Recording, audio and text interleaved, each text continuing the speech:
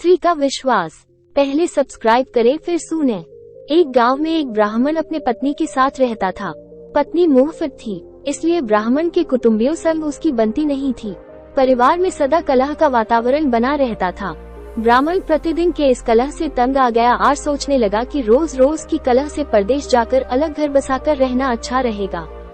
कम से कम शांति से तो जीवन व्यतीत होगा। यह विचार कर वो कुछ दिनों बाद ब्राह्मणी को लेकर परदेश की यात्रा पर निकल गया। मार्ग में एक घना जंगल पड़ा। लंबी यात्रा के कारण ब्राह्मण और ब्राह्मणी दोनों थक गए थे। ब्राह्मणी का प्यास के कारण बुरा हाल था। ब्राह्मण उसे एक पेड़ के नीचे बिठाकर जल की व्यवस्था करने चला गया, किंतु जब तक वो जल लेकर लौटा तब तक ब्राह्मणी ने प्यास के कारण अपने प्राण त्याग दिए थे। ब्राह्मणी को मृत देखा ब्राह्मण बहुत दुखी हुआ। वो ईश्वर से प्रार्थना करने लगा, हे ईश्वर, मैं अपनी पत्नी के साथ नया जीवन आरंभ करने परदेश जा रहा था। तूने उसके ही प्राण हर लिए। कृपा कर भगवान, मेरी पत्नी में पुनः प्राण फूंक दे। ब्राह्मण की प्रार्थना सुन ईश्वर की आकाशवाणी हुई, ब्राह्मण, यदि तू अपने आधा प्राण ब्राह्मणी को दे देगा तो वो जी उठेगी। ब्राह्मण ने अपना आधा प्राण ब्राह्मणी को दे दिया। ब्राह्मणी पुनः जीवित हो गई। दोनों ने पुनः अपनी यात्रा प्रारंभ कर दी। चलते चलते दोनों एक नगर के बाहर पहुँचे। वहाँ पहुंचकर ब्राह्मण ने ब्राह्मणी को एक कुएं के पास बैठने को कहा और स्वयं भोजन की व्यवस्था करने चला गया। ब्राह्मणी कुएं के पास गई तो उसने देखा कि एक लंगड़ा किंतु सुकुमार युवक रहट चला रहा है।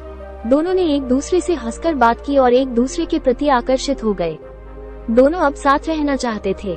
इधर जब ब्राह्मण भोजन की व्यवस्था कर लौटा तो ब्राह्मणी को एक लंगड़े युवक से बातें करते हुए पाया।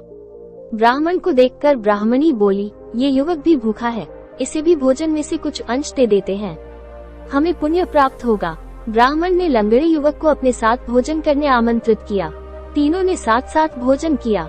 भोजन करने के बाद जब प्रस्थान करने का समय आया तो ब्राह्मणी ब्राह्मण से बोली, क्यों न इस युवक को भी अपने साथ ले चले। 2 से 3 भले, बात करने के लिए एक अच्छा साथ मिल जाएगा। वैसे भी तुम कहीं जाते हो तो मैं अकेली रह जाती हूँ। अकेले मुझे भय सताता है, ये रहेगा तो किसी प्रकार का भय नहीं रहेगा। ब्राह्मण बोला, हम अपना बोझ तो उठा नहीं पा रहे हैं, इस लंगड़े का बोझ कैसे उठाएंगे।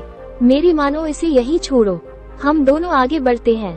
किंतु ब्राह्मणी का हृदय लंगड़े पर आसक्त हो चुका था। वो कहने लगी, इसे हम पिटारे में अपने साथ ले चलते हैं, ये भी कहीं न कहीं हमारे किसी काम आ ही जाएगी। अंततः ब्राह्मण ने ब्राह्मणी की बात मान ली और पिटारे में डालकर लंगड़े को साथ ले लिया। कुछ दूर जाने के बाद वे पानी पीने के लिए एक कुएं के पास रुके। वहां पानी निकालते समय ब्राह्मणी और लंगड़े ने ब्राह्मण को कुएं में धकेल दिया। उन्हें लगा कि ब्राह्मण मर गया है और वे आगे बढ़ गए। कुछ दिनों की यात्रा के पश्चात वे एक नगर की सीमा पर पहुंचे। लंगड़ा अब भी पिटारी में ही था। सीमा पर उपस्थित पहरेदारों ने ब्राह्मणी को रोक लिया और पिटारे की तलाशी ली। तलाशी में पिटारे में से लंगड़ा बाहर निकला। दोनों को राजदरबार ले जाया गया। राजदरबार में राजा ने ब्राह्मणी से पूछा, ये लंगड़ा कौन है, इसे तुम पिटारे में छुपाकर क्यों ला रही थी। ब्राह्मणी बोले, ये मेरा पति है, कुटुंबियों से तंग आकर हम अपना देश छोड़कर परदेश आए हैं। कई लोग मेरे पति के बैरी हो चुके हैं, इसलिए अपने पति को मैं पिटारे में छुपा कर लाई हूँ। कृपा कर आप इस नगर में हमें निवास करने की अनुमति प्रदान कर उपकार करें। राजा ने उन्हें नगर में बसने की अनुमति दे दी और दोनों नगर में पति पत्नी की तरह रहने लगे। उधर कुएं में गिरे ब्राह्मण को कुछ साधुओं ने कुएं से बाहर निकाल लिया था। कुछ दिन साधुओं के साथ रहकर ब्राह्मण उसी नगर में आ गया जहां ब्राह्मणी लंगड़े के साथ रह रही थी। एक दिन ब्राह्मण की ब्राह्मणी से भेंट हो गई, जिसके बाद दोनों में कहा सुनी होने लगी। बात बढ़कर राजा के समक्ष पहुंची। राजा ने ब्राह्मणी से पूछा, ये कौन है। ब्राह्मणी बोली, ये मेरे पति का बैरी है, उसे मारने आया है, इसे मृत्यु दंड दीजिए। राजा ने ब्राह्मण को मृत्यु दंड की आज्ञा दी, जिसे सुनकर ब्राह्मण बोला, महाराज, आपका दिया हर दंड मुझे स्वीकार है, किंतु मेरी एक विनती सुन लीजिए। इस स्त्री के पास मेरा कुछ है, उसे दिलवा दीजिए। राजा ने ब्राह्मणी से पूछा, इस व्यक्ति का कुछ तुम्हारे पास है क्या। ब्राह्मणी बोली, नहीं महाराज, मेरे पास इसका कुछ भी नहीं, ये झूठ बोल रहा है। तब ब्राह्मण बोला, तूने मेरे प्राणों का आधा भाग लिया है, ईश्वर इसका साक्षी है, ईश्वर से डर स्त्री, अन्यथा बहुत बुरा परिणाम भोगेगी। ब्राह्मणी यह बात सुनकर डर गई और बोली, जो कुछ भी मैंने तुझसे लिया है वह तुझे वापस करने का मैं वचन देती हूँ।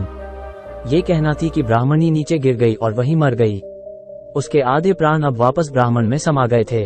ब्राह्मण ने राजा को समस्त वृतांत कह सुनाया।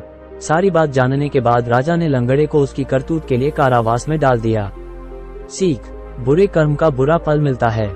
जिसने आप पर उपकार किया हो उसके प्रति कृतज्ञ रहो। संबंधों में प्रेम और विश्वास को महत्व दो। किसी से धोखा मत करो।